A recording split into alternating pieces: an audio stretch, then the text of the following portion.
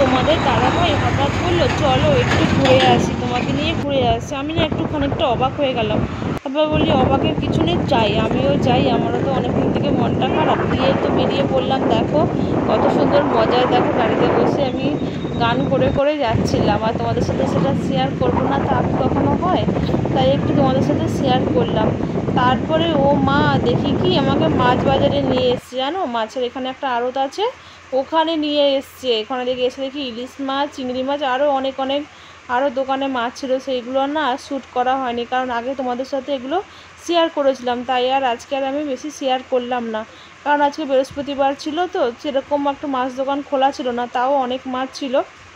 আর দেখো এটাও কিন্তু আগে তোমাদের সাথে শেয়ার করেছি। দেখো নৌকোগুলো এইখানে আছে সব, দেখো কতটা সুন্দর লাগছে বলো তো। দিয়ে এখানে প্রচুর লোক ছিল, ভিডিও করতে একটা কেমন খারাপ লাগছিল। তাও আমরা তো কন্টেন্ট ক্রিয়েটার, আমাদের অত খারাপ লাগলে চলবে না, তাই না?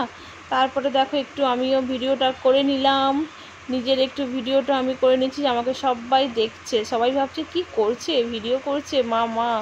তারপর ওইসব না ভেবে আমি একটু বলে এই ক্যামেরাটা একটু ধরো তো, আমি একটু রাস্তা থেকে হেঁটে আসি।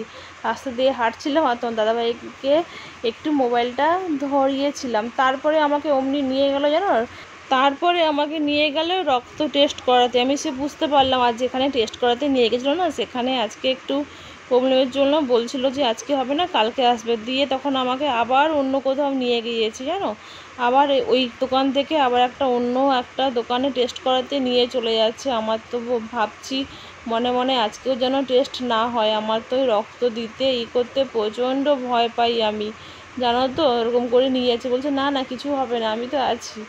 এই বলে আবার আরেকটা দোকানে নিয়ে যাচ্ছে। দেখো চলেও এলাম, সেই দোকানে চলে এলাম। দিয়ে তোমার দাদাভাই জিজ্ঞাসা করছে, সব কিছু জিজ্ঞাসা করা হয়ে গেছে, কী কী টেস্ট করব সেগুলো দিলাম আর কি।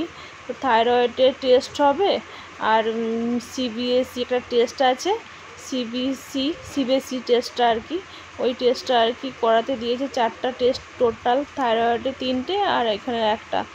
তারপর টেস্ট করে এসে দেখো বাড়িতে এসে এই দেখো মাছগুলো কিনে নিয়ে এসেছি, ইলিশ মাছ, আর দেখো এখানে চিংড়ি মাছ। আর চিংড়ি মাছগুলো রেখে দেবো, কিছু করব না, কারণ আমার শরীরটা না খুবই খারাপ লাগছে, কিছু করতে পারবো না। চলো আবার পরে তোমাদের সাথে আসছি। রান্না হয়ে গেছে, দেখো কী কী রান্না করলাম। বটবটি ভাজা করলাম, আর এখানে ইলিশ মাছের ঝাল করেছি, বেগুন দিয়ে ঝাল করেছি। আর জানো ইলিশ মাছটা না একটু নরম ছিল, তোমরা বুঝতেই পারছো। মাছটা দেখো আমার বেরিয়ে এসছে, দাঁড়াও টেস্ট করে তোমাদের সাথে শেয়ার করি মাছটা কেমন। কি বলবো বন্ধুরা, মাছটা আগের বারের থেকে এবার কিন্তু মাছটার টেস্টটা ভালো, কিন্তু মাছটা নরম ছিল। এইটাই ঠকে গেলাম জানো তো, খুব খারাপ লাগলো। আর কি করব বলো, কিছু করার নেই।